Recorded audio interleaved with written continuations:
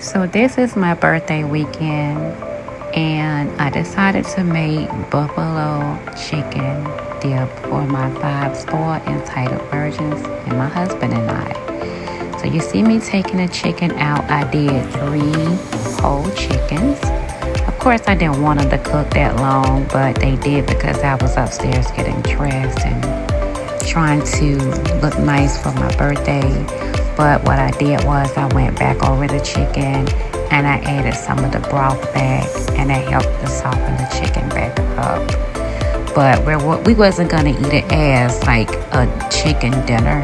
I needed it to be shredded. So when I asked the girls to put it in the oven and to watch it, their minds went somewhere else. But anyway, we were blessed to catch it in time, and I was able to get it shredded really fine. And now I am adding some more broth to the shredded chicken to give it moisture.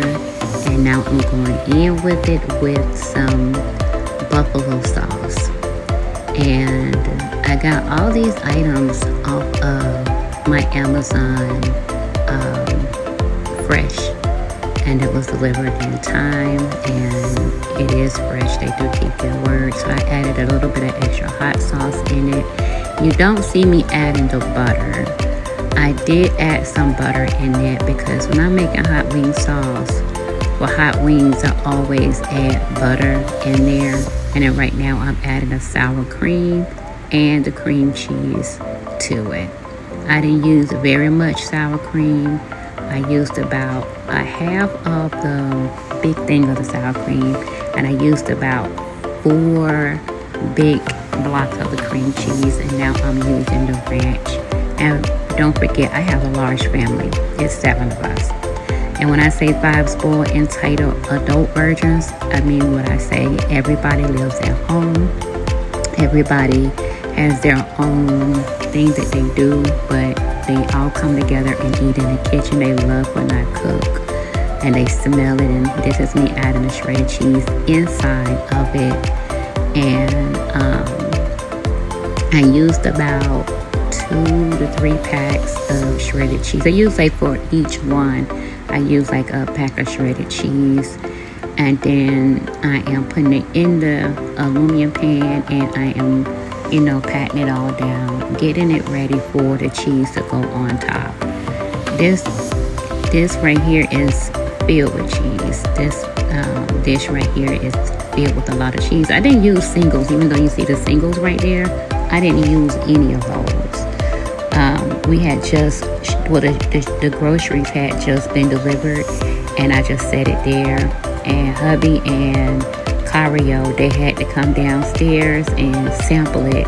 They love sampling my food, especially Hubby.